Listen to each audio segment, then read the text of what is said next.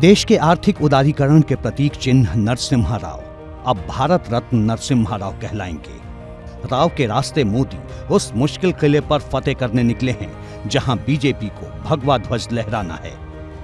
PV Narasimha Rao का असरदार सियासी सफर देखेंगे तो आपको मोदी के फैसले की वजह आसानी से समझ आ जाएगी।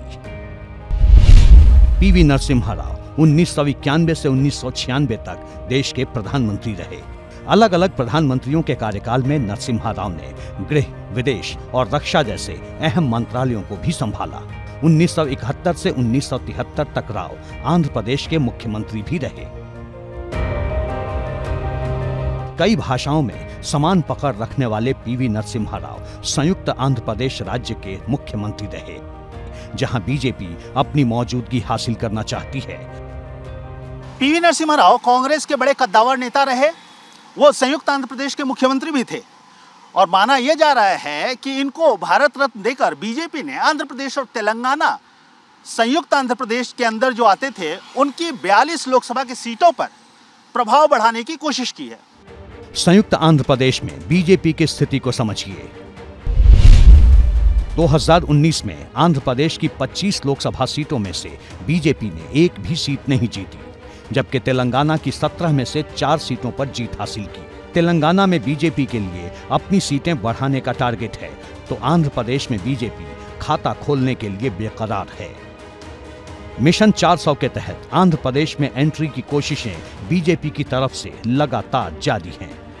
आंध्र प्रदेश में कुल 25 लोकसभा की सीटें हैं और यहाँ पर बीजेपी सबसे कमजोर मानी जाती है और शायद इसी कारण बीजेपी यहाँ गठबंधन के साथियों की तलाश में जुटी है। गौरतलब है कि अभिनेता चिरंजीवी के भाई पवन कल्याण के पार्टी जनसेना पहले से ही एनडीए का हिस्सा है, वहीं टीडीपी को भी गठबंधन में शामिल करने की कवायद जारी है।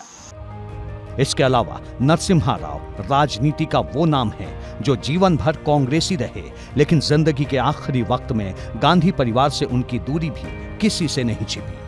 मोदी सरकार की तरफ से कांग्रेस नेता को दिया गया ये सम्मान मास्टर स्ट्रोक माना जा रहा है। कांग्रेस ने तो उनका सम्मान किया नहीं। कांग्रेस ने तो उनका स्वर्गवास होने के बाद यहाँ पर दाह संस्कार दिल्ली के अंदर नहीं होने दिया, उनका स्मारक नहीं बनने दिया। कांग्रेस देश को पागल बनाना चाहती है, देश को बेवकूफ बनाना चाहती है। राव जी ने इस देश की अर्थव्यवस्था को बदल दिया। देश को अगर आर्थिक आधार किसी ने प्रदान किया, इतनी मजबूत अर्थव्यवस्था बनाई तो नरसिम्हा राव और मनमोहन सिंह जी की टीम का ही काम था। एक तरफ तो भारत रत्न दे रहे और उन्हीं की टीम, उन्हीं के आर्थिक सुधारों को जो मनमोहन सिंह ने लागू किया, उनके खिलाफ श्वेत पत्र पर चर्चा चल रही, सरकार लाई, तो बड़ा विचित्र बात है। कांग्रेस से पीएम बने नरसिम्हा राव को बीजेपी सरकार से मिले सम्मान पर परिवार काफी खुश है। कांग्रेस पार्टी का नेता होने के बावजूद भी नरेंद्र मोदी जी के सरकार ने बड़ा सम्मान श्री नरसिम्हा राव जी को दिया है। ये हम बहुत आभारी है उनका, और खासकर कांग्रेस पार्टी को एक मुंह तोड़ जवाब दिए। नरसिम्हा राव की पहचान देश में स्थायी सरकार देने, भारतीय अर्थव्यवस्था में सुधार लाने और हिंदुस्तान के बाजार को बदलने वाली रही है। इसका असर एक नहीं, कई क्षेत्रों में देखने को मिल सकता है।